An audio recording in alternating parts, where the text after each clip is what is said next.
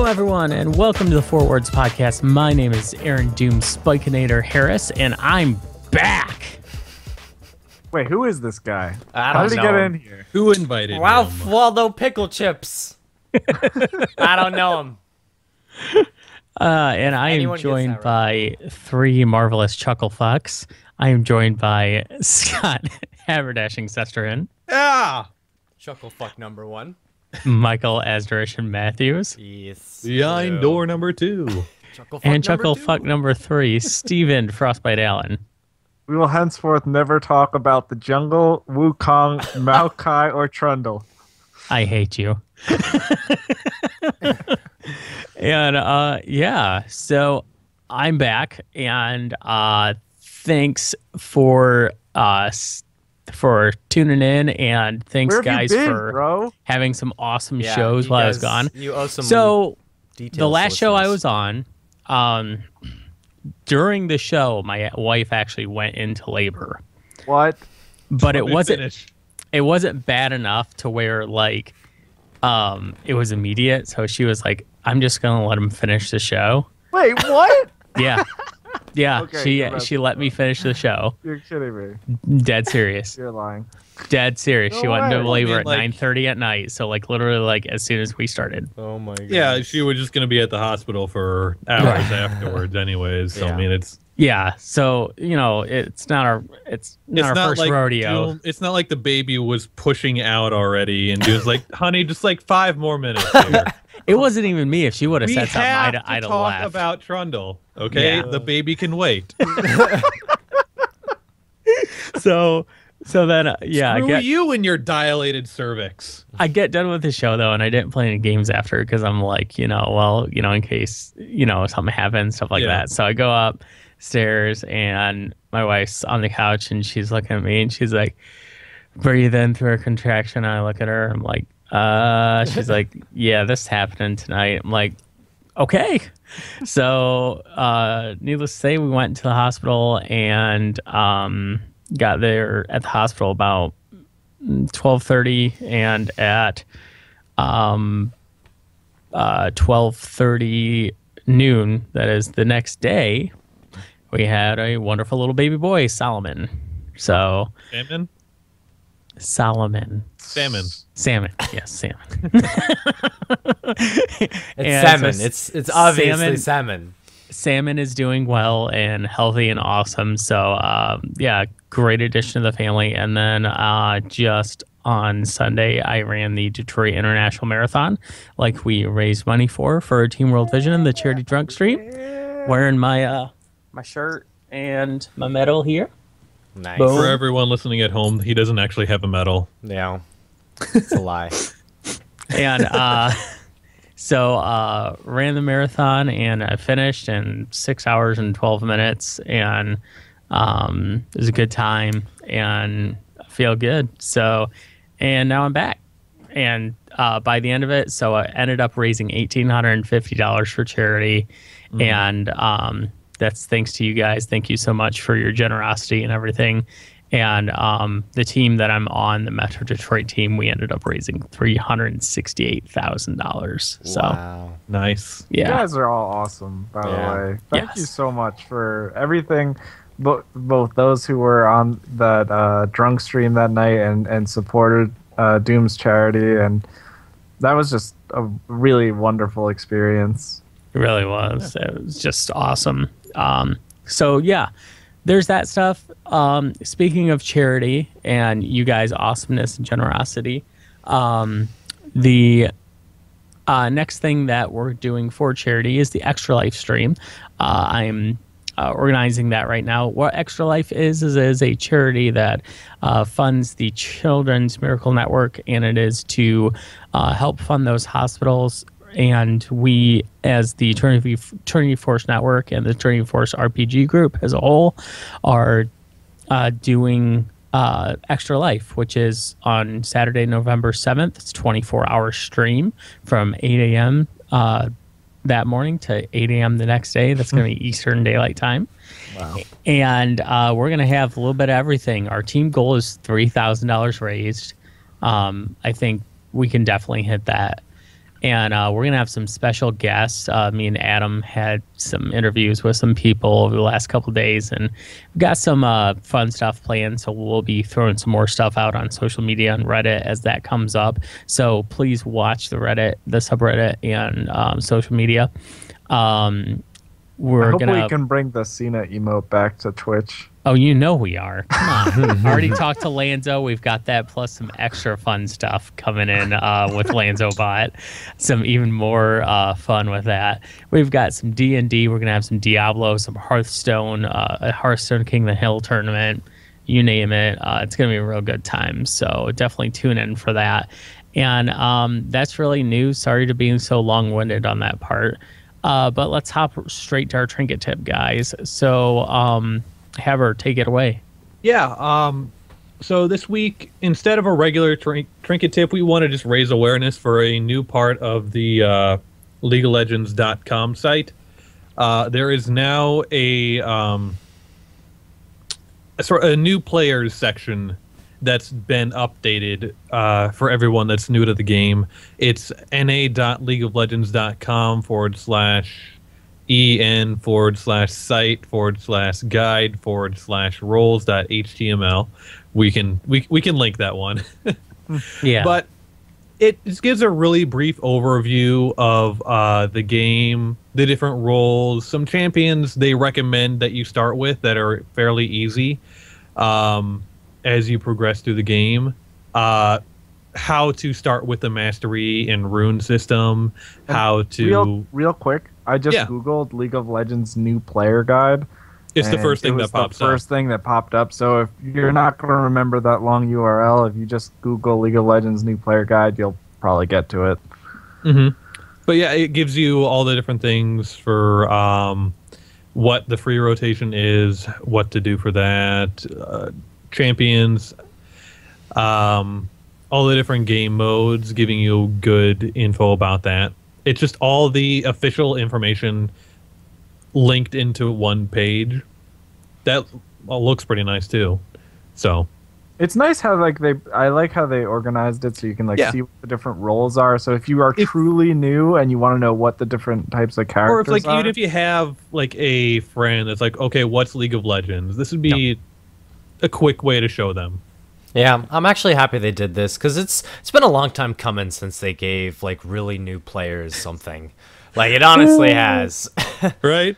No longer is Ash building a Thornmail. I know it's a little introduction. ridiculous. I like that they updated the starting champions, although I don't necessarily agree with the starting champions. But I don't know. I mean, they're all solid champions. I do like that Wukong is in there because although I don't know, he's a very versatile champion. He can play 3 roles very effectively, but he plays all of those roles extremely differently, and he has a lot of nuances. So I don't. But he is a great champ. Yeah, you can say that about a lot of champions. Well, exactly. That they put on here, they don't put on here. But I think maybe in a future episode we'll call out our own recommended starter champions or something. I feel like we already have. Yeah, I agree. I feel like Probably we did that in the yeah. Supersode. Anyway, I know Garen was definitely on there. I mean, I like some of them. I like Ryze. I like Shyvana. I actually like Lysandra and Lux in there. Lux? I didn't know she was in there. Wow, that's actually kind of surprising because she's all skill shots, but okay. Yeah, but it's a good way to learn skill shots. Kha'Zix, I actually kind of like. I think for an Kha'Zix assassin. and Varus are in there. Well, I mean, Varus isn't Varus is pretty hard easy to land some skill shots, but not Jinx. I don't necessarily agree with having in there. Garen, easy we mode. Can Jinx is easy. Right, I think at least this offers a good amount of diversity, and it, as we said before, it at least updates some of the stuff from before. Yeah. So yeah, I don't think we should really argue too much about which champions they say to play first, because we could spend all day here. So let's move next on to our item discussion. I don't even want to say what the hell is this item because it's the item that we all know and love. I don't love it. The best item in the damn game. Yeah, it is. It actually is. Item. It's like it is so good. It's like perfection. That item, Zerat Portal. No, it is not. Although it does start with a Z, it is the coolest item in the game. It is so Zonya's awesome, ring. and it is not Zonya's ring, but it is Mooglet's Zonya. witch cap. It is that's close, but it's Zonya's hourglass. If you are relatively new to the game and you've heard the term Zonya's or hourglass or stasis, or you've just seen somebody turn gold in game and you're like, what the fuck is going on? That actually is corresponding to this item, which is one of the coolest items in the game for like so many different reasons. It is the worst item in the game. The coolest item in the If I am game. playing against you, never play it. It never is build it. The ever. coolest item. Like, it's not like it's totally the coolest item in the game.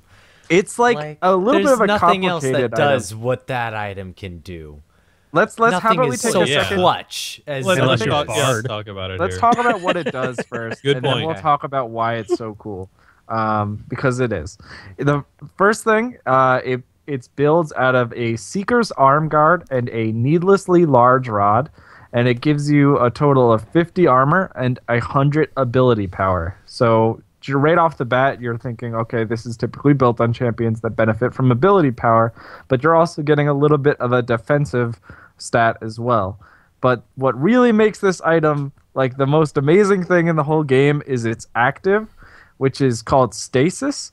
And reading from the description, it puts yourself in a stasis for 2.5 seconds, rendering yourself untargetable and invulnerable for the duration, but also unable to move, attack, cast spells, or use items during this time. And that has a 90-second cooldown. Now, when I first read that, Yeah, I was about like, to say. I want to know what your guys' first thoughts were when you first saw this item. I was like, that's trash. That's terrible. That's what I thought too. I was Yeah. like, you can't move. They just wait to kill you. Yeah. Right? Yeah. What good is being vulnerable Yeah, if you can't actually do anything? Exactly. But that's Right. that's when you learn man. how to properly use Was the I item. so wrong? Ugh. Yeah. Yeah. It's so amazing. And so what?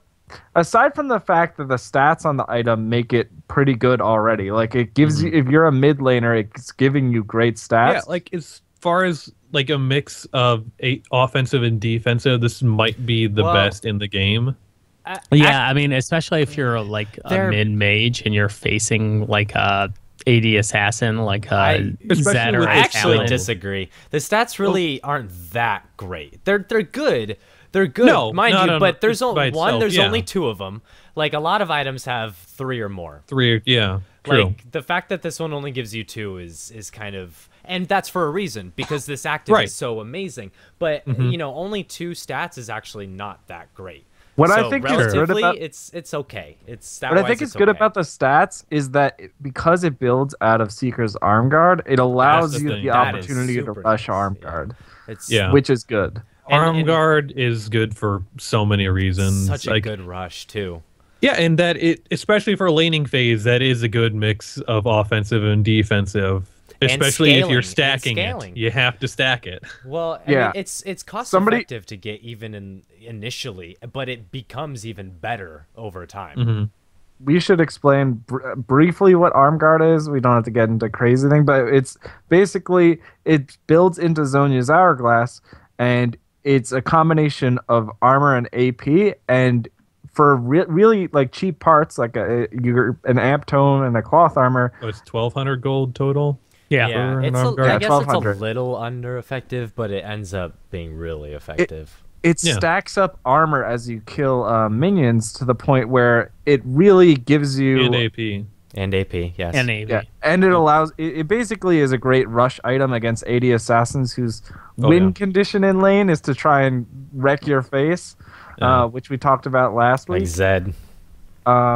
So not only do you get to get arm guard, but then you build it into this amazing item, and now we can talk about why it's so cool as the active. I mean, I have got so much to say here, but I'm talking a lot. So, Astros or someone else chime in before I keep ranting. I mean, you've heard me talk about this item before. We've talked about it on the 4 awards before, definitely. Like, this item is like a mid laner's best friend, because in those situations where you're just absolutely fucked and you just need a little bit of time, like, this is that item. And in a lot of situations, you may not think that that's exactly what you need, but as you begin to develop better senses of the game and you get to be more aware of, like, okay, if I had Zhonya's in this situation, I could have easily done this. And you'll start to get used to, like, noticing these examples are predominant in every single game. I notice a chance when Zhonya's could have been used for myself. And they could be on champions that aren't even, like, mages. They'll just be, you know, champions where I was like, man, if I just had, like, 2 seconds of invulnerability there, triple kill, tower, you know, dragon, something like that. But, like, that is Zhonya's. It is a playmaking item, and it is amazing because it can be used offensively if you really want to, or defensively. Yeah, it allows some champions that would otherwise not be able to play an initiator role. Like that, it's on the front page of Reddit right now. Well, the front page of the R League of Legends subreddit, the 10k elo Shockwave from Orianna, where she flashes into turret range, puts the ball on herself, ults, and then Zhonya's and waits for the rest of the team to follow up. You now have that extra ability with that extra invulnerability. But I mean, along with that, since a lot of champions that build this are AP and gated by cooldowns, that extra 2.5 seconds that you have to now just wait for more cooldowns to come up is huge. Yes, it's Absolutely. so good. Especially with if your abilities are coming out like right after, because you can easily just start prepping abilities as soon as you're coming out. And keep spamming the button. Another thing is if they don't know Zhonya's and how it works, because like if you play against somebody that is used to Zhonya's, will get you as soon as you pop out of it, like guaranteed. But people that don't know it as well, you can get that flash or that split second cast off. Like you really can. Like I'd say 80% of the time I can get one last spell off before I die in a Zhonya's. It's fantastic. I mean, obviously the probably most basic use that alone makes it really fantastic is just denying assassins and people like Zed who like ult on top of you, try and delete you, and you're just like, nope. They blow like, their load and they got nothing afterwards. Yeah, you learn to play around cooldowns as you get more familiar with the game, and when you can deny someone from attacking you for 2.5 seconds, that's sometimes all the time in the world. And then what really makes this fantastic, and what we were starting to get into, is just the sheer amount of playmaking that you can do that you couldn't do otherwise. I mean, we mentioned the Orianna case. I mean, I play Twisted Fate. I port on top of people, card them, and then invulnerable myself, which is... They just can't do that building any other items. Right. Like, it's amazing. Well, and you kind of started to go into it there. The main thing about this item, the number one word is cooldowns, because when you're using it, you're usually doing one of two things. You're either trying to get the enemy to waste their cooldowns, or you're trying to wait out your own cooldowns. Or a mixture of both. Because by getting them to waste their big cooldowns to where for 2.5 seconds, you know, their ult that they're doing, whatever it may be, is doing nothing to you, or for 2.5 seconds, you just need that 2.5 seconds before your, you know, one ability comes off cooldown, and you can just, you know, boom, you trade back while, you know, they were trying to deal damage to you and couldn't. That's where it's huge. Yeah, if you're in a duel or something, like everything Doom just said is really true. But I think what this item is most iconic for is champions who, like, their kit almost seems specifically designed around the fact this item exists. Like, if you think about what a Fiddlesticks or a Morgana does in a team fight, where they just run in and, like, do some AoE ultimate on an entire team, this allows them to build damage, go into the fray, like a situation that only a tank should normally be able to do, and then pull off crazy abilities or high burst or high CC in the middle of a team, which shouldn't normally be possible. And I wanna pay note to one special thing about Zhonya's, a little tip for when you're using it. You have 2.5 seconds, and in those 2.5 seconds, like take take time to like take a deep breath, but like analyze what's going on, because like in that 2.5 seconds you're just there. Like I find that that's like one of the most refreshing times in a fight for me, is like, oh, I'm Zhonya's, and then I just breathe and then I'm back into it. Like that is literally my Zhonya's for me sometimes. Like it's just a breath and then I'm literally right back into whatever it was I'm doing. But it's a good time to like take a moment, look around you. You know, maybe you can't go look off to a brush because normally you are in the middle of a fight and you need to look at something. Like that is that opportunity to just like quick pan over somewhere else and then come back, because you have 2.5 seconds. Like that's a while, guys. Yeah. It's a lot in a team fight. One caveat to it is be careful and know your abilities, and know whether like an ability is channeled versus not being channeled, because if it's a channeled ability, then it will interrupt your channel if you Zhonya's. But if it's an unchanneled ability, it will not interrupt it, like Fiddlesticks Morgana. Freaking Swain. That is Swain. the best thing ever. Because you still get healed while you're in it. You still get healed. I think that's technically a bug, but it's just something they've never fixed. You know, it's not a bug because it's not channeled. No, it's but intentional. It technically should be, because stasis by Right, definition technically you means can't be untargetable healed during it. Yeah. Like untargetable means by like heal I don't know. should be heals as well. It's but it's one of those things, like it's a cool interaction. They don't have no reason to remove it right now. It's kind of cool. So Yeah. What I fun. love about this item, as we've alluded to, is that it scales with your ability to like understand the game and understand your champion. Because if you're new to the game, you're just gonna like, a fight's gonna break out, you're gonna pop Zhonya's too early, and then they'll just collapse on you when it ends, and you'll say this item sucks. But when you learn to play around your abilities and cooldowns and the enemy's cooldowns, or go into a fight and know, okay, he's gonna turn on me at this point, but I'll be prepared for it because I have Zhonya's ready. Like, all of a sudden, like, these possibilities that are just not possible with your Champions Kit alone become open, and that's why it's such a cool item, and that's why it's my favorite item. How many freaking executes exist in this game anymore? Like, how much shit do you stop with one item? Like, you can cover so many bases with just this one thing. Well, like what Frost is saying, that leads into like the last point I wanted to make about this item, and then we can move on, is that if you're like wondering how to make good use of your Zhonya's, it really is. It becomes a hover key. You have to know before you go into the fight what's going to be an optimal time for you to use it. You know, is it, you know, I blow all my skills, and as the enemy team starts to initiate on me, I can press that button? Or is there a specific skill that you're waiting to negate? Like Zed's ultimate, as soon as he ults me, I can just pop Zhonya's, or, you know, something like that. It's important to know how to get the best use out of your Zhonya's before you go into a fight, so you can use it. I know we said that for a lot of other things, but specifically as it applies to Zhonya's, it's really important. And don't freak out with it. Like, you know, don't panic. Don't panic. It's amazing.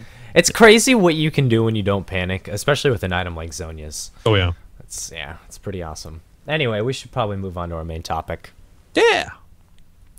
Team win conditions. So, you know, we covered a lot about win conditions before, and a lot of it was fundamentals and kind of assessing your own win conditions for yourself, looking, you know, specifically looking at the things and paying note to the things that, you know, we should focus on as players to make our win conditions. But of course, League of Legends is not a solo game, so we need to assess team win conditions. So we're not going to talk too much about solo win conditions, because God knows how much we can talk about that. So let's just kick it right off.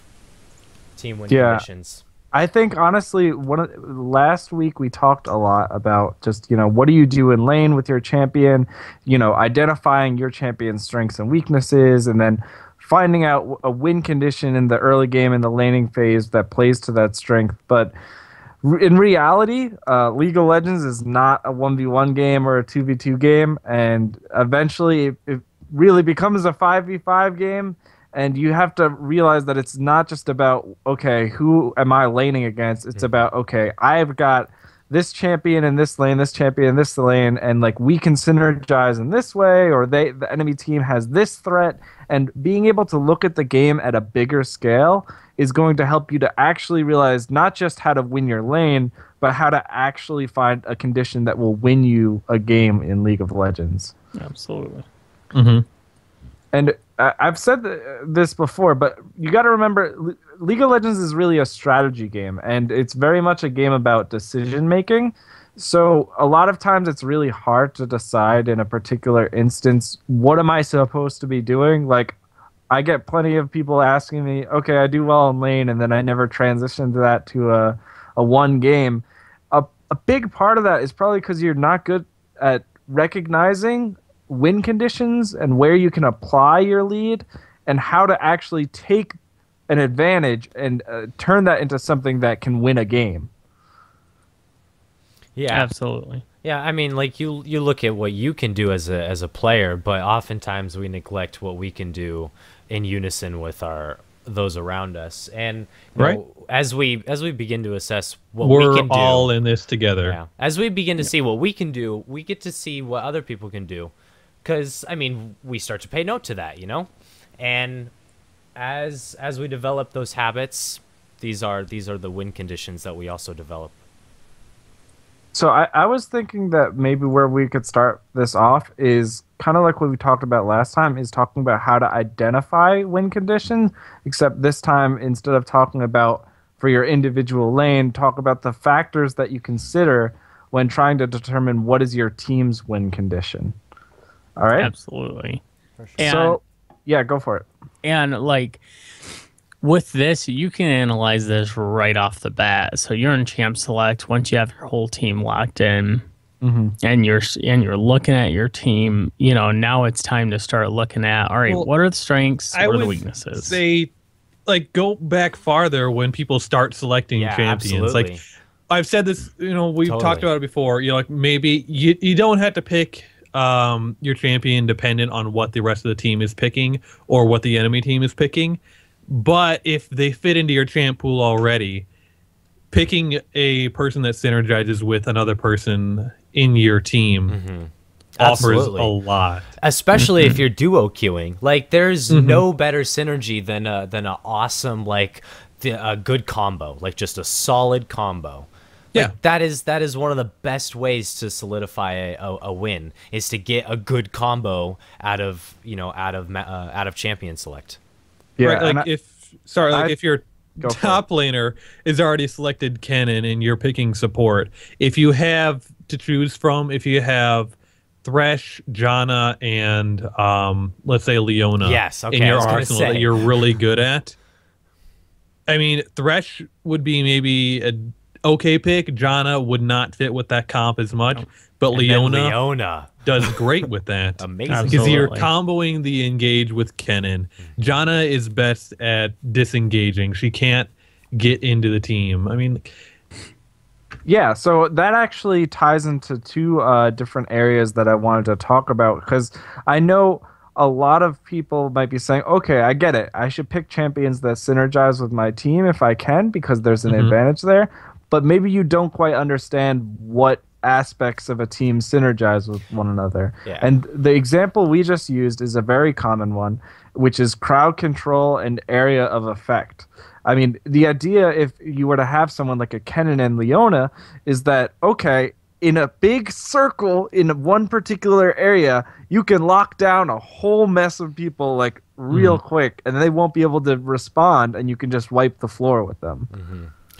So, I mean, it's basically you basically assess what a champion can do, what they're good at, and you try and pair them up with someone that is similar or that complements that what's the word we used before, factor. Aspect. Aspect, Yeah, I yeah, mean- you know, that initial, just that the champion.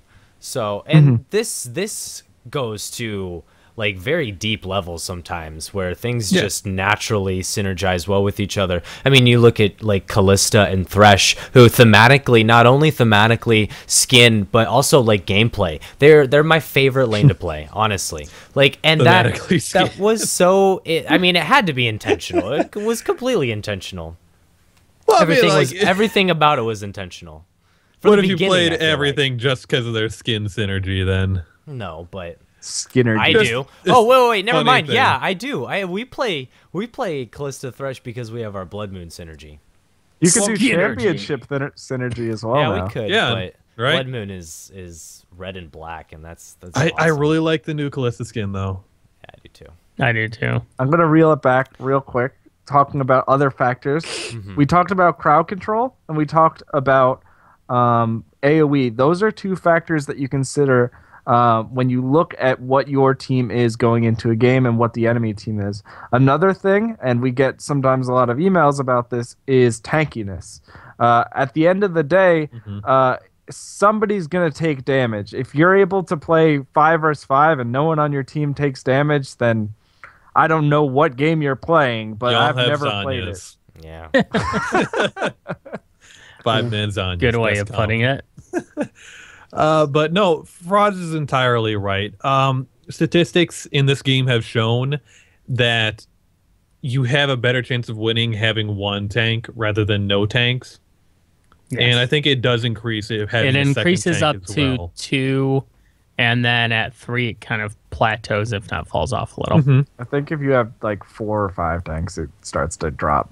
Right, yeah. So, I mean, like, there's obviously a reason why we have certain roles in the game, and having a good mix of those really does help.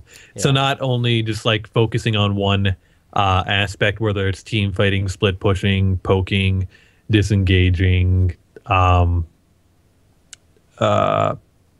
dive comp, whatever it is, it's still important to have a good mix of the roles between marksman, tank, AP, carry, mages, utility, all that stuff. Damage types don't.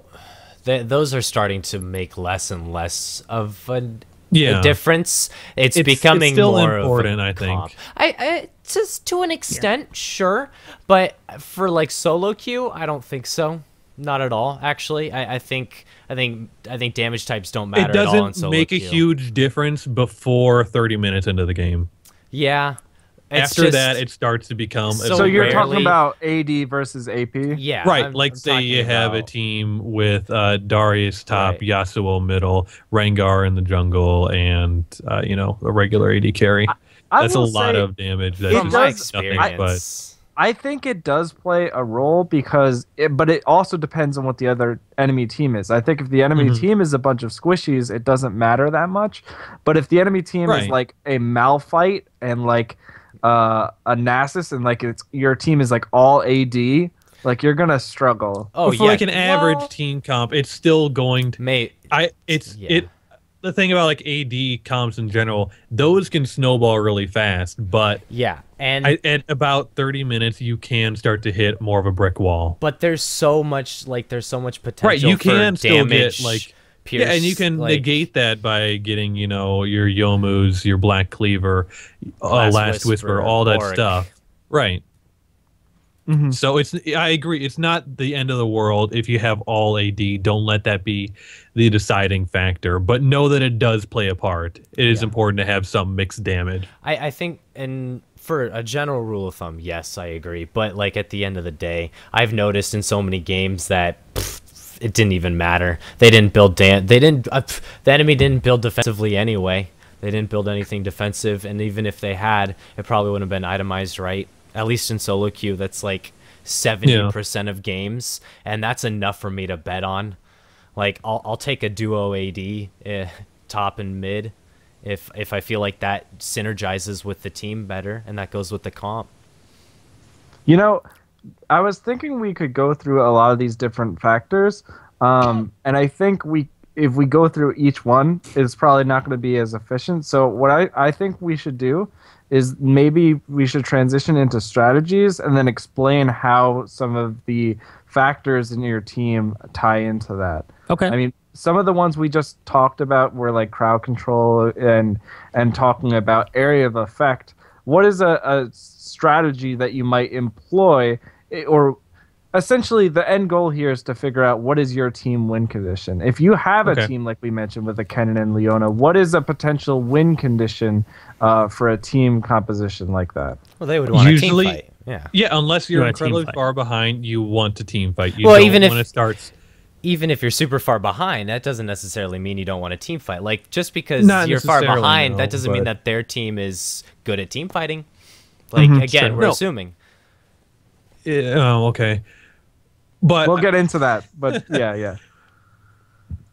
Sorry. But what essentially, you guys are right. It's all about team fighting because if you think about the way a Kennen ult or a Leona ult works, it's a lot of crowd control and damage in one specific area, which lends itself really well to a team fight. Often you hear the word wombo combo thrown around, and that's pretty much refers to this situation because your ultimates and your abilities are going to be way more effective as a team if you're all able to group together and use them on a whole bunch of people at once. Yes. And like coming from, I mean, team strategy, but also like from a jungler's perspective, when you have a good team fight team, this is where Dragon and Baron become uber important. Like they're usually important. Some comps they're not as important as others, but this is where Dragon and Baron are super important because with Dragon and Baron control, you basically guarantee or you force team fights because you'll force a team fight by the other team making sure that you don't get Baron or the other team trying to make sure you don't get 5th Dragon or stuff like that. So by having Dragon and Baron control, you can force fights that way. And so a good team fight comp should always really focus on keeping vision dominance and timer and objective dominance over Baron and Dragon because that's the best way to force a team fight. I do want to pay a special note to the term wombo combo because this is a good like win strategy, and this is something that people use to orientate themselves around when they're talking about strategies in game. It is a trap to get into the notion where you think you can just pile in a whole bunch of AoE abilities and say, yeah, this is a wombo combo team, and this rolls with this, rolls with this. Like having a Orianna, Kennen, Leona, Malphite, blah, blah, blah, may not always work, right? You may want to diversify. Like some things are really good that work in tangent with each other, but like throwing all your eggs in one basket, for example. Like we now have these things called flex picks, which are champions that are like generally good at multiple areas and can fit multiple roles, or they can do different sorts of things. And finding yourself on or picking to satisfy more than one like end game kind of win condition could be really beneficial as well. Like yes, team fighting is a really good win condition, and a wombo combo is great, but if your wombo combo is already good enough, there's no reason to overinvest. You might as well put your start focusing on something else. And that was a really cool elsewhere. evolution to see in the professional scene too. Absolutely. Like you go back to Curse of the Sad Bullet time. season 3, early season 4, teams focused mainly around a single comp or an idea. But later on into season 4 and now into season 5, teams are working more at diversifying. Yeah, if they'll have Yasuo, they'll definitely have someone who can give them a knockup. But it's more about it's not all about the knockup like it used to be. There's a lot of other things they try to put into their comps in case that part fails, or they want to have a better, well-rounded composition, so they have more things to work with within the game. Exactly, and you don't. We've said this before. It's important to have a win condition, but your team does not necessarily only have one win condition. And it's really about recognizing your strengths and for the given game that you're in, which could have a variety of factors. Maybe certain champions are doing well, so maybe there's certain things that are working and not working. You can adapt your win condition to the game that you're in. But I want to keep transitioning through some other types of things. We talked about team fights. We talked about having a lot of crowd control. What about if you have a team that has like a Nidalee and like a Jace or like a Caitlyn? What are these champions really good at? And that sounds like a Poke Siege comp. Alrighty then, Haber. Why don't you tell me a little about that? So playing Ezreal, this is something I find myself in a lot. These are compositions that aren't exactly the best at team fighting. Nidalee is just garbage at it. But they're really good at stopping a fight before it happens with their long-range abilities. A lot of these people are also range as well, so it allows them to set up near a tower and stay there for a prolonged period of time, whittling it down while poking out anyone who comes near it. Yeah. They're good at recognizing danger, getting out beforehand, and slowly taking the game in increments, just as they can. It's about Yeah, patience. That's Right. definitely part Yes. of it. It's about being able to kind of like, you're kind of, for against some teams, it's almost like you're poking at a giant beast and you're trying to make sure that you step out of the way if it tries to jump on you. Yeah. Like Squirrel you're- tactics.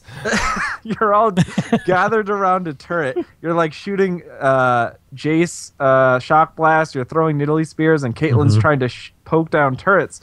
And if they don't engage onto you, you're gradually going to get that turret, and they're gradually going to lose health. So This you'll force yourself on the game. This Yeah. is hands down one of the hardest comps, by the way. Like, don't Yes. try this if you're like new to the idea of sieging, because you have to have a firm idea of turret aggro and how to handle that when you're trying to siege. And oftentimes, like, newer players, they won't get how turret aggro works. So be careful of this comp if you're really looking to get into some. Yeah, siege and poke comps are they're mind game comps in my opinion. They're like one of two mind game comps, because they're a comp that dares you to try to defend anything that they're near, or dares you to just come near them at all. And you sit there and you sit at range and you keep getting chunked, and you think, man, we can't go near them, we can't do anything. But that's where you have to realize your own win conditions too, because what a lot of people don't realize is that, and one reason that poke comps are very nichey and siege comps are kind of nichey, is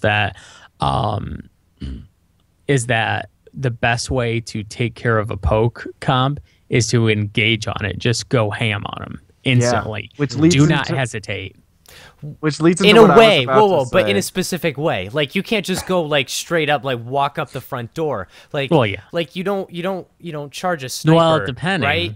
Depending who you are. Not really. Like, you could be Scion maybe, or Vi, but more often than not, you're looking for flanks and you're looking for like pinches. You're not looking for everybody coming at one side from one angle so that we can all get caught by the one person who has AoE CC and then they dip out, or pushed away by Janna because that's she was what, smart okay, thanks. and got That's what I was about to go Yeah. to. So It goes hand in hand with disengage. yeah, Yes. disengage we haven't really talked about yet, but if you think about a bunch of people poking down a turret and they don't want to get engaged on, it's incredibly valuable to have somebody who can deny the enemy's team from team fighting on top of you. So you could, by having someone like Janna, who's pretty much like the goddess of disengage, you can just pop your monsoon, knock everyone back if they try and engage on you, and then you can apply pressure to turrets and prevent the enemy team from applying their win condition to you. And all you had to do was blow a 1.5 cooldown. But we that's- gotta keep moving here. We have so many things to talk about. So we talked about poke compositions. We talked about team fighting. What about if you have a team that has, let's say, like a Ziggs in mid lane, and you've got like a Tryndamere in top lane, and then you've got like a lot of wave clear on your team, but not necessarily a lot of crowd control or tankiness. You've got a split push comp, buddy. And a split push comp is a comp whose win condition is they don't really want to fight you head on. They don't even want to shove down towers where you're there, like where a siege comp wants you to be there. They want to know where all of you are and just keep throwing skill shots and damage at you while peeling back if they need to. Or a team fight comp wants to have everyone grouped up and know where everyone is and go on the team. A split push comp is a comp with the win condition of we need to just shove lanes and let our presence of minions and our ability to just control minion waves and shove down a single damage onto turrets win the game for us. Objectives is the game here. We don't want to go at you. We don't want to engage you. We just want to control the lanes. Yeah. It's keep pushing lanes, get yourself ahead to the point where, like, regardless of what you're up against, you will just outright beat them by brute force on all fronts. Yep. And it works really well if you think about, we talked about team fights, they like to get you all together in one area, but if you, by having a split push composition, if it's well executed, you can apply pressure in multiple places at once, so you kind of deny the enemy team at once. Like, I can't tell, like, if you want to know why a split push won't work, it's because you're pushing when the minions are at river. Like, like, and middle, like, mid lane is at river, and bot lane is just getting to the inner turret, and you're pushing the, like, and you're on their freaking front door. Like, that's not a split push at that point. It's just you off doing your own thing. Like, a split push is together, and you're pushing on all fronts. Exactly, and I think we want to always tie this back to what is your champion and how do you play in the game. If you are the split pusher, you should try and wait until the enemy team is trying to pressure, let's say, mid lane, and your team is able to hold it off through wave clear. You could draw out people by being like a Fed Tryndamere and just like shoving down top, and then all of a sudden you have a numbers advantage. And vice versa, if they send people to deal with Tryndamere, all of a sudden you can just force your will on the mid lane with all your like wave clear and poke and stuff, and just gradually move your way forward there and get an objective. Absolutely. So it's multiple places at once. But I think to keep moving here, because man, we've got a lot to talk about. Another thing is, what happens if I have a team composition that's not necessarily the ones we covered, but maybe we have a lot of gap closers. We've got a lot of assassins and burst, like maybe a Zed. It sounds like LeBlanc. A pick comp to me. Ooh. So I love that about Asterishan? So pick comps are, you're usually going to see people like Thresh and Blitzcrank, people that have really good single target focus CC, Vi, Elise. Elise, people like that who are really good at just like getting on one target, screwing up the high priority, and then mopping up the floor like with the rest of them. And it's kind of it's like very similar to what we called team fighting, but really we should have just called crowd control. It's a form of team fighting, but it's a different form of team fighting. It's a bursty form of team fighting rather than a control form of team fighting. So this is a fun one. It's super easy to counter. Wards saves your life. Like, that's literally the easiest way to counter wars a on pick both comp. sides. Yeah, right? it is. Ward wars become pretty intricate in pick comps, but they're fun. It's kill the high priority and then mop the rest of the floor. To add on to that, if you are playing the pick comp, it really helps to get sweepers, get pink wards, and deny vision, because having that vision control, like Asterishan said, it could be like a faster version of a team fight in that you just like burst people, but in a lot of cases what's best to do is just to catch one or two people out and instantly remove them, so then it becomes a 5v4 or a 5v3 like when you actually team fight.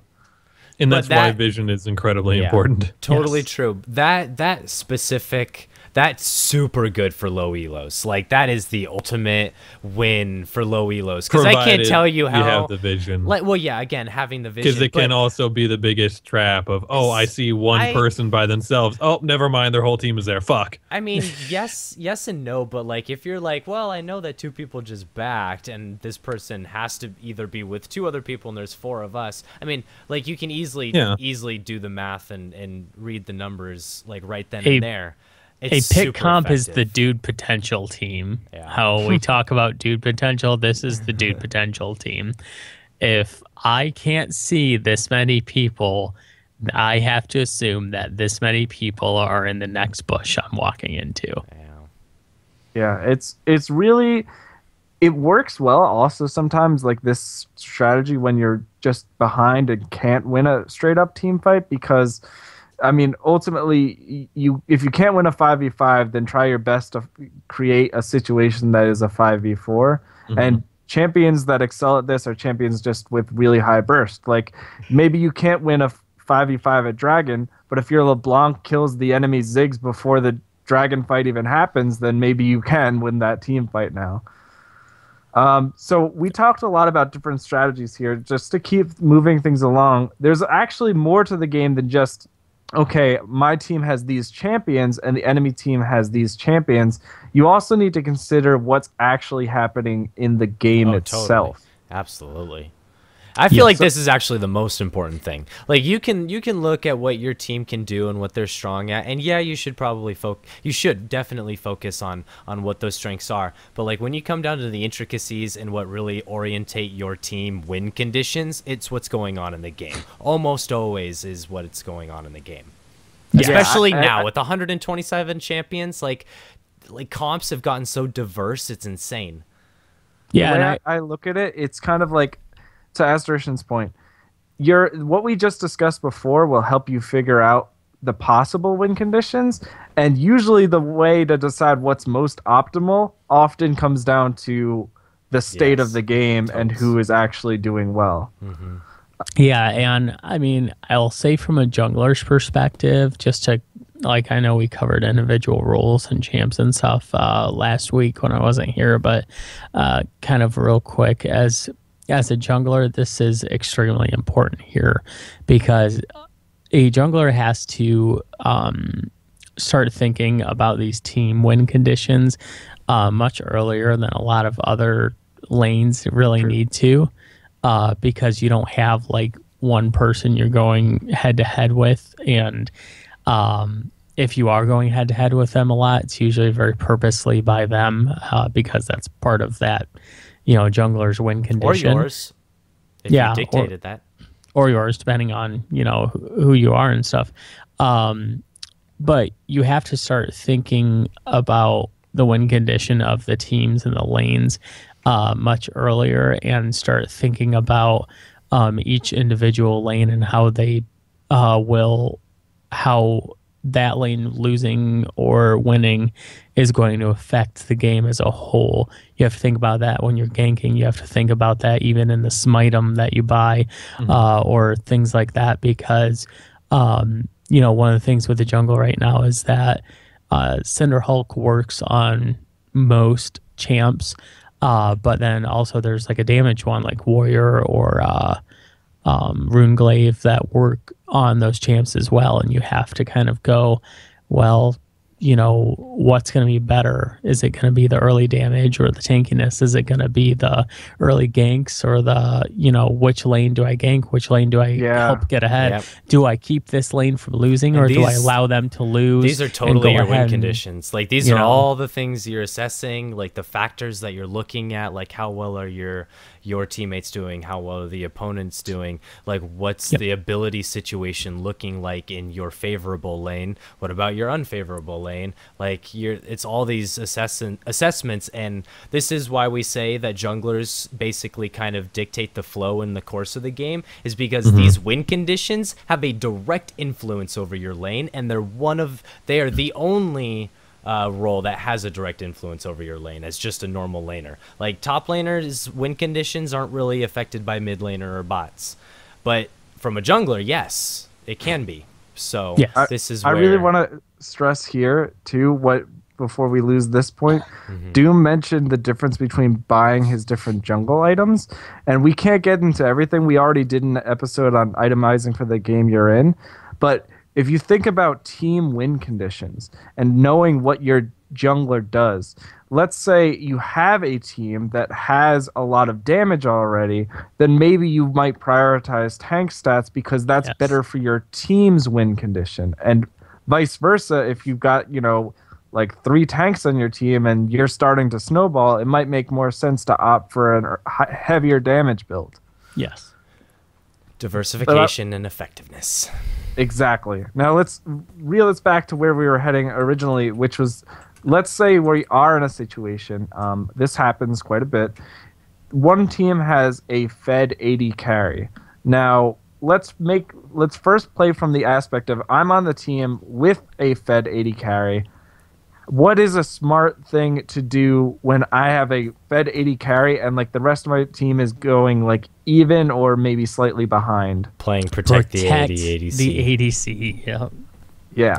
if they're at, okay, first off, if they're on a killing spree, they should always be a priority to protect for as long as you possibly can, and for a lot of different reasons. Reason number one, the second they lose out on that spree, they give over bonus gold to whoever they give, and this is just like flat out common sense. You want to deny as much gold as you possibly can to the enemy, right? So you want to protect the person that will give them the most gold, and that just happens to be the person that's most fed. That's just kind of how it is. So protecting that person for as long as, like, eventually they'll get them. But that doesn't matter if that's like 45 minutes down the road when we're 6 items in, you know? Like, if he finally dies after getting 13 kills, whatever, that's okay. But if he dies after getting those like 6, that's a whole different ball game. Protecting the ADC, like, protect, you know, the Kog'Maw comp. Yeah, and the reason why this is so important is because it applies to everyone on your team. Like, the reason why we're talking about this team win conditions is that ultimately it informs your decision making.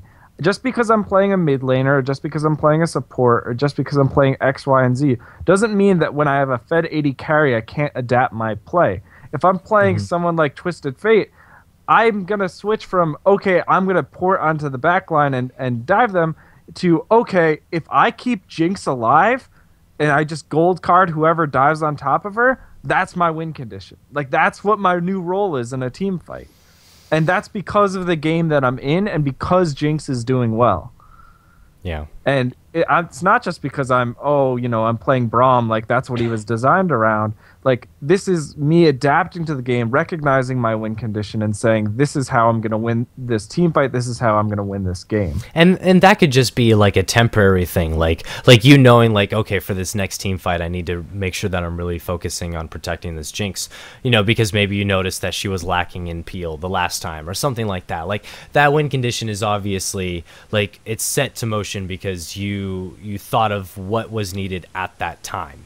Like, and assessing that is part of, you know, part of analyzing these win conditions for yourself. But these kind of feel like more personal win conditions for the team. Maybe we should focus more on like how to develop a win condition as a team, maybe. Like with your fellow teammates being like, okay, what are we gonna move to do? You know, what are we also looking for? Yeah, and I believe how to take them. I don't think you always want to get too overblown with shot calling in solo queue, but there are some things that I think are actually pretty valuable, and these are some of them. Exactly. Like, I think, for instance, if you are one of the first people to actually recognize a good win condition, like, wow, Ashe is doing really well, but she just seems to get blown up in the last team fight. Like, if you announce, like, hey, can, like, so-and-so, like, bodyguard Ashe, or, like, I'll peel for Ashe, like, that adaptation can be huge. And we're using peel in this example, but that applies to pretty much everything. It's being able to say to the team, okay, this is where we're at. This is, the enemy team has a Fed Master Yi. Hey, can somebody save crowd control so that way he doesn't kill our backline? Like, that's honestly, it sounds silly. Like, okay, like, the way we're gonna win this fight is just CCing Master Yi, but like that can literally decide team fights and games. Absolutely. Just being able to lock him down for that split second that he's, you know, vulnerable, it can make or break a team fight. You know, just stopping him from snowballing can make or break. And you have to look at it too, like, Master Yi is one of those champs that's very he's very kill dependent. His win condition is that he wants to get kills and snowball. Sometimes your win condition in lane, if you're facing like a team with a Master Yi jungle, is don't die. Just don't let him get kills, because the instant he gets kills, he's scary. But when he doesn't, he's pretty useless. Yeah, I like playing champions like Warwick against like Yi and Katarina, because I just know that like the second they go in, as long as I lock them down, I feel like we're basically playing a 5v4 because I can Yep. deny their win condition. Maokai. Can we talk about teleport in regards to win conditions? Because I feel like, especially with the LCS and what's going on right now, this is super important. We need to address it. Sure. Like, because this Yeah. this is super. Like, if you've been following the LCS, you've been noticing the mid top teleport that has been just like predominant around Worlds, and there's a specific reason. And I first off want to say that, like, if you see something that's happening in the LCS, don't try and recreate it for yourself, especially in solo queue. More often than not, those are I'm looking very, at very, you, 10% of the people very that started playing AD Kennen. specific, yeah, very specific reasons why Teleport they J-Spot. do what they do. Right, Like, right. it's not. They just. It's not willy-nilly, and they know exactly what they want from what they're doing. It's also not always their call. It might be their coach's call to choose a specific champion. But Well, that's if beside you're the looking point. at LCS, one of the main reasons that the dual teleport is so predominant is because of communication and because of them working as a team, because their win teleport- conditions are more based around the team and helping the team, whereas like if you're playing solo queue, so for example, you can help the team more and you have more map pressure if you have teleport. That's just a given versus like an Ignite. And we're kind of talking about this on the proper recently, where Ignite, it basically has the win condition of winning lane to be useful and getting solo kills. That's its main usefulness. So you have a lot more usefulness with teleport overall. But at the same time, it really can depend on your win condition. Like the win condition of an LCS team is always going to be some sort of team-based strategy. Because there's so many good players, it's so hard to just get one person ahead unless you're like that team that's like above the rest. But at this point in that competition, it's not like that. Everyone's on a pretty even playing field.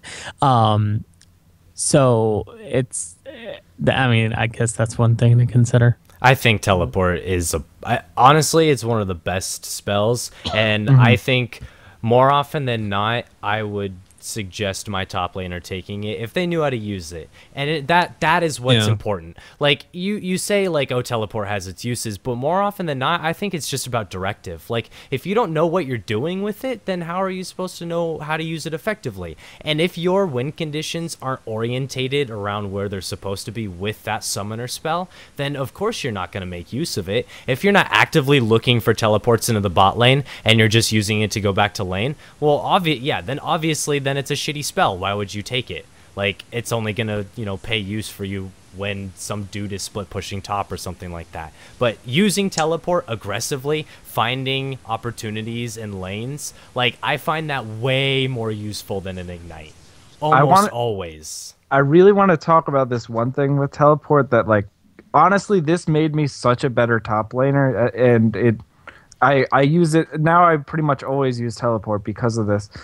I used to always struggle because, like, no matter how well I did in lane, like, I always felt like I was off on an island. I didn't know how to, like, contribute to the team later on in the game. And, like, I felt like if I was grouped, I was usually playing a melee champion, so I couldn't, like, get farm or siege or poke people.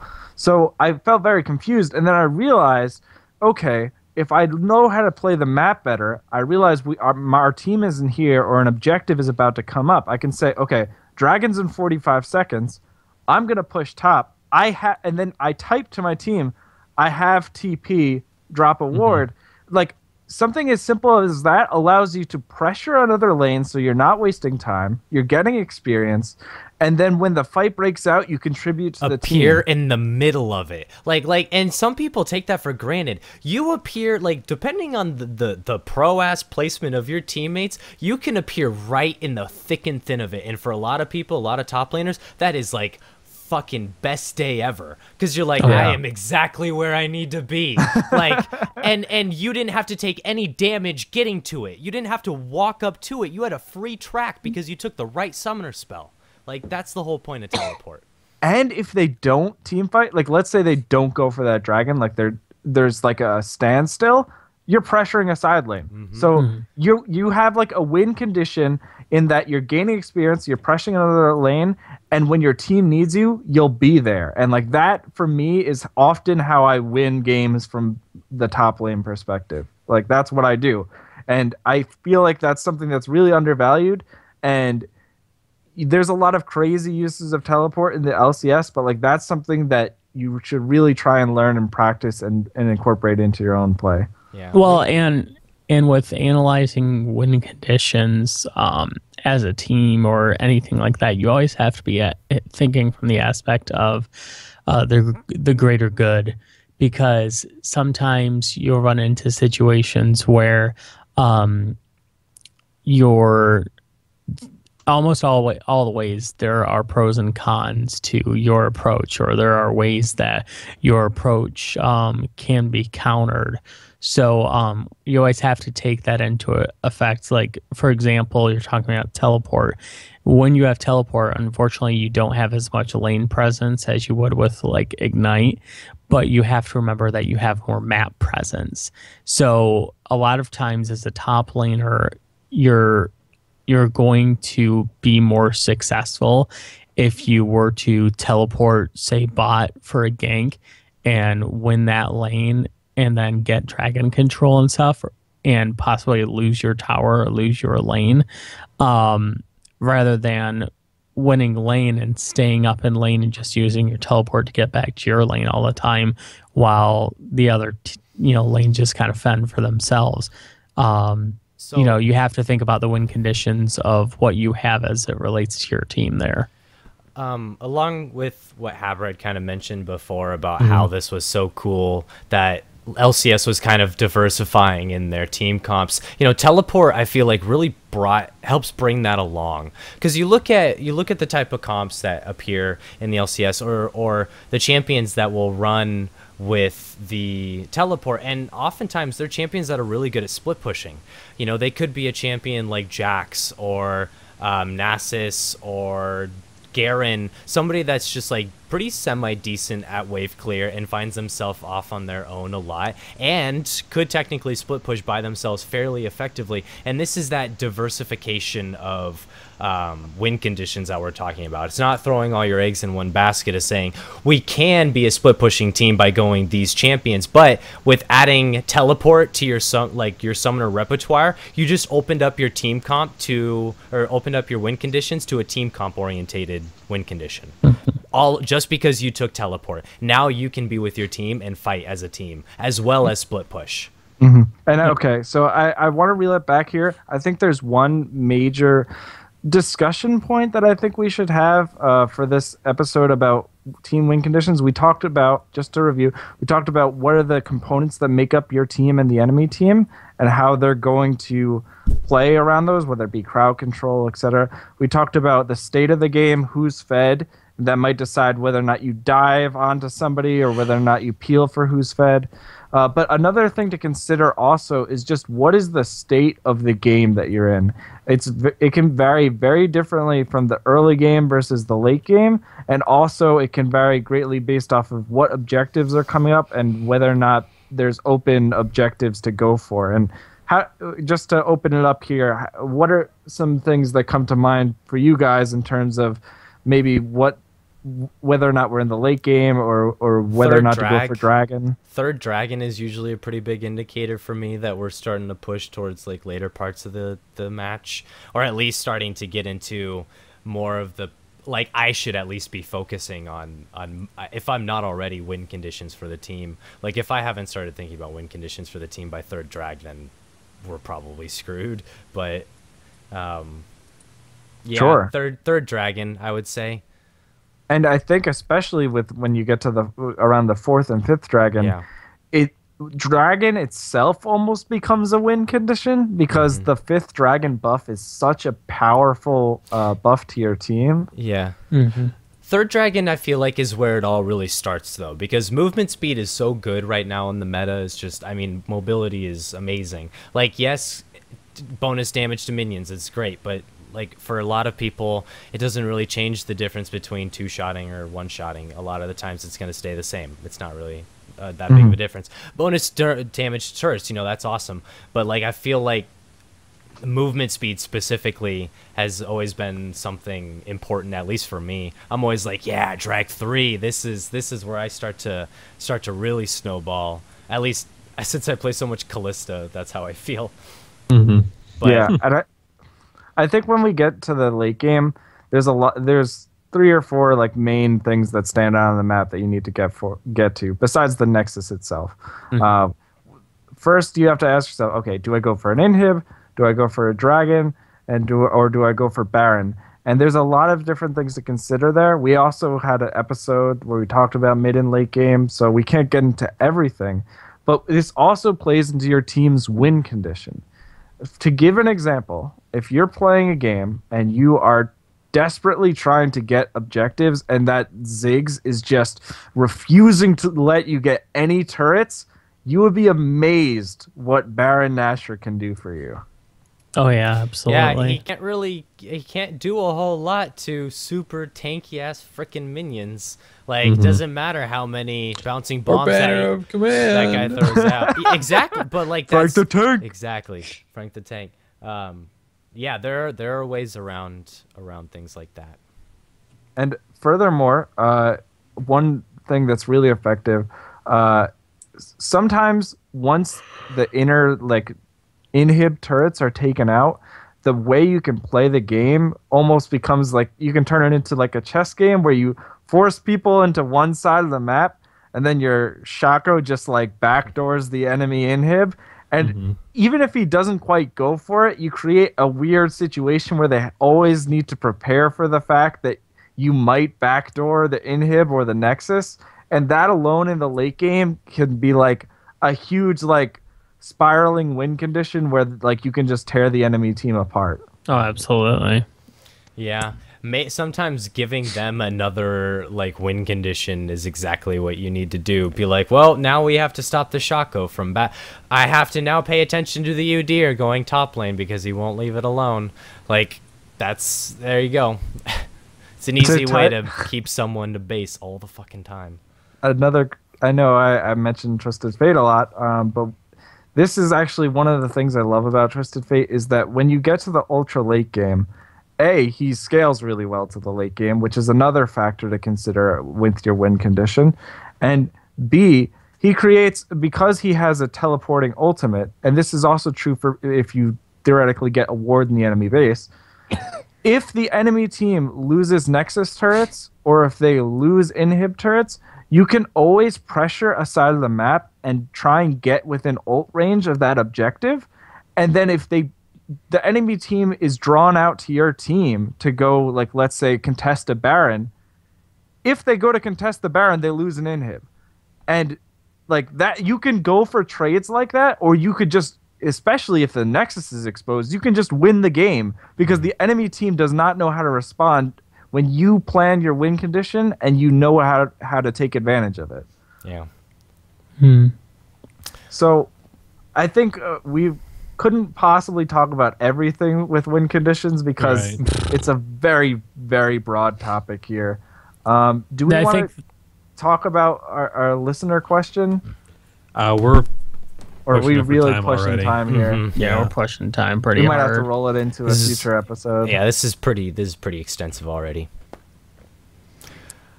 But I think anything else for tonight, guys? I mean, the main closing thoughts. I guess the main thing we're talking about here is being able to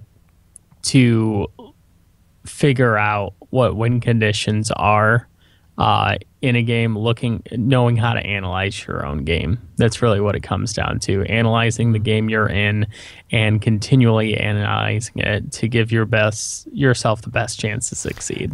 And you're not going to get it right at first. Like, You won't analyze it right. You know, you'll make the wrong call initially and things will go sour, but like that's part of learning, and eventually with time and experience you'll get a better handle on it. Like these are the beginning steps to understanding a concept that is like definition theory crafting. Win conditions are literally choices that you make that are technically guided by factors in the game, but they are your choices, and finding out which one is the best choice isn't always cut and dry, black and white. So that comes with experience, so take that with a grain of salt as well, guys.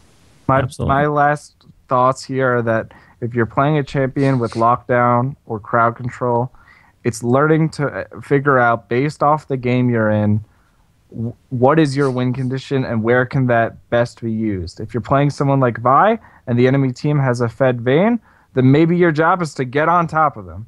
If you're playing a Vi and the enemy team has a Yi, maybe your job is to hold on to it until Yi shows his face. And then maybe if your team has a Fed Vayne, your job is to keep people off of that Vayne. And being able to have that game knowledge and recognize, okay, my win condition is to dive. My win condition is to save my CC. My win condition is to protect this person.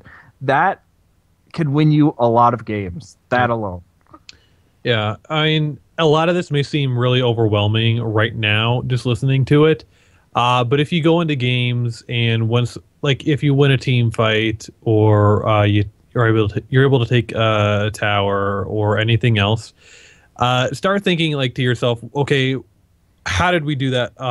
What went right? What were the things that led to that? If you're able to start like analyzing that as the games go on, you'll be better able to identify,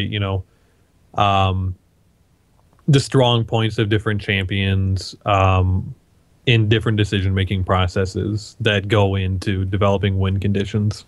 Mm-hmm. And of course, if you ever have any specific questions about like, oh, how do you play against this team or something, or like we had this team and I wasn't quite sure what to do, feel free to write in with specific questions. We always love getting them. Yes. We just tried to give you a foundation so that way you can help to try and figure out the win conditions for yourselves, and it's not easy. Yeah, and at the end of the day, though, I feel like that's what's more important. Like, it's not about the scenarios; it's knowing what to do when different scenarios, come together. So, learn and develop on your own.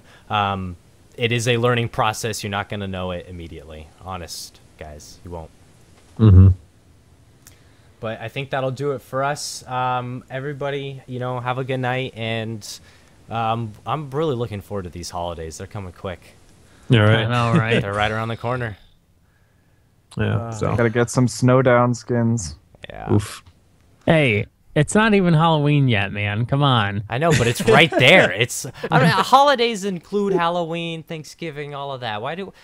It's more than just Christmas. I hate Christmas. Everybody assumes it's just about Christmas at the end of the year. It's not just about Christmas. We'll have to go back and cut this show before he says that. I was thinking that too. All right, everyone, have a great night. Thank you so much. Shit. Bye-bye. Good night, guys. See ya.